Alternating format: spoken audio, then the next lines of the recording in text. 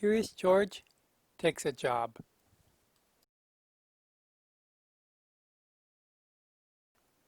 This is George. He lived in the zoo. He was a good little monkey and always very curious. He wanted to find out what was going on outside the zoo. One day, when the keeper was not paying attention, George got a hold of the key for the cage. When the keeper discovered what had happened, it was too late. George was gone. Where was George?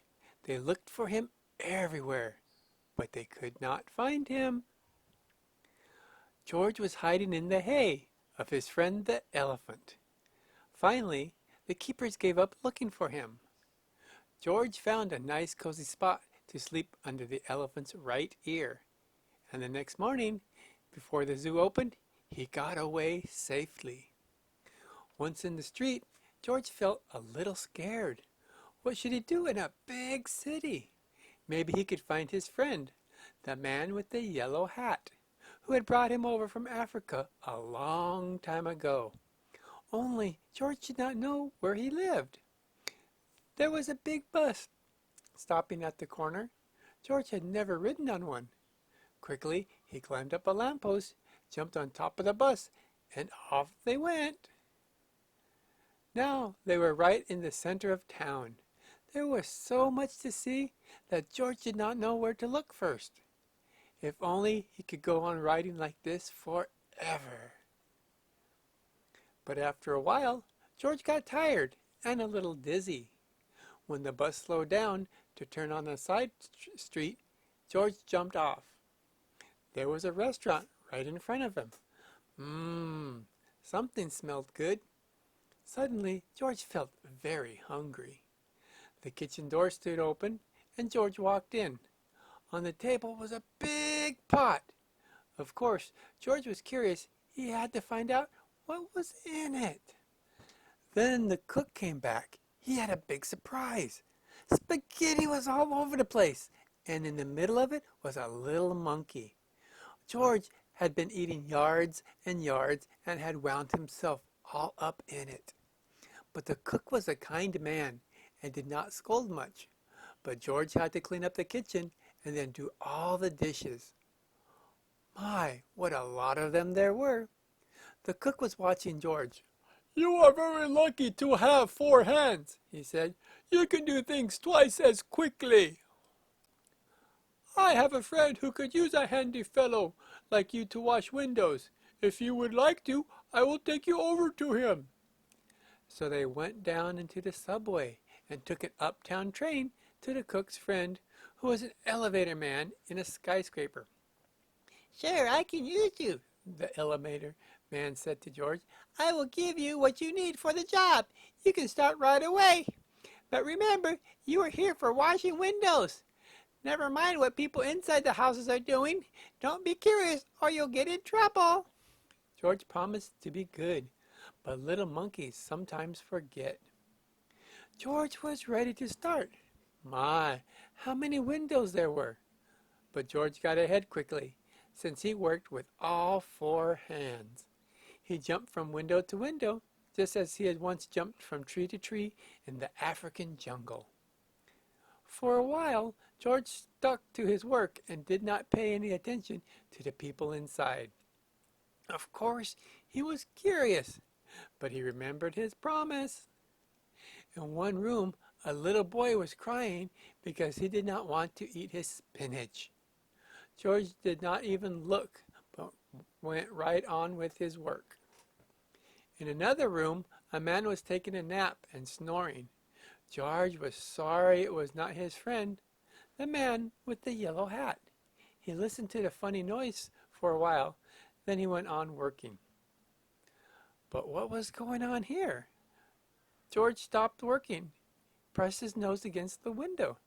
The 2 painters were working inside. George was fascinated. Painting looked like a lot more fun than window washing. The painters were getting ready to go out for lunch.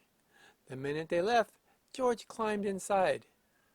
What wonderful paints and brushes they had! George could not resist. An hour later, the painters came back. They opened the door and stood there with their mouths wide open. The whole room had changed into a jungle with palm trees all over the walls, and a giraffe, and 2 leopards, and a zebra. And a little monkey was busy painting himself on one of the trees. Then the painters knew what had happened. Luckily, George was close to a door. He ran out as fast as he could. After him ran the 2 painters, then the elevator man, and then the woman who lived in the place. "Oh, my lovely room! My lovely room!" cried the woman. "Don't let him get away!" George headed for the fire escape. George reached the end of the fire escape, but the others had not caught up with him yet. Here was his chance. They could not jump, but George could easily jump down and escape. In a moment, he would be safe. Poor little Georgie.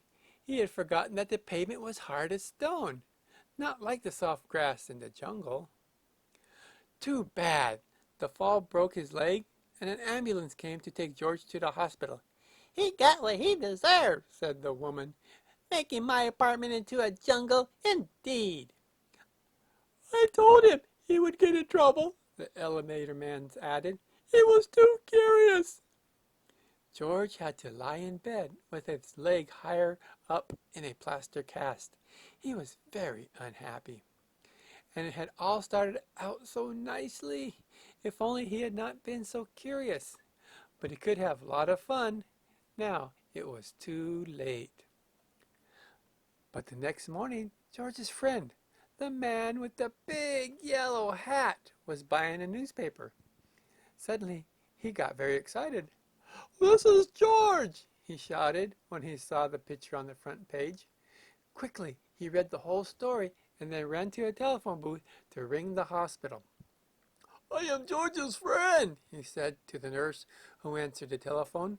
"Please take good care of him so that he will get better quickly. I want to take him to a movie studio and make a picture about his life in the jungle. Don't let him get into any more mischief until I can take him away." Finally, the day came when George could walk again. "Your friend is going to take you away this morning," said the nurse. "Just wait right here for him and don't touch anything." As soon as George was alone, he looked around at all the big, strange hospital things. "I wonder what is in that big blue bottle," he thought. George was very curious. It smelled funny. Suddenly his head began to turn. Then he felt as if he were flying. Then rings and stars danced before his eyes. Then everything went dark. And this is how the man with the yellow hat found George when he came to call for him. They picked him up, shook him, but could not wake him up. He was so fast asleep that finally they put him under the shower. How surprised he was when he woke up. George said goodbye to the nurses and the kind doctor. Then he and the man with the yellow hat got into the car to drive to the movie studio. In the president's office, George had to sign a contract. Now he was a movie actor.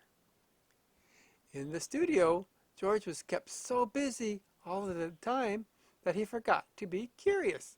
He liked the jungle they made for him and played happily there. And when the picture was finally finished, George invited all his friends to see it. The doctor and the nurse, and the ambulance driver, and the man from the newsstand, and the woman, and the elevator man, and the 2 painters, and the cook, and the reporter, and all the keepers of the zoo. Now the lights went out, and the picture started. "This is George," the voice began. "He lived in the jungle. He was a good little monkey. He had only one fault. He was too curious." The end.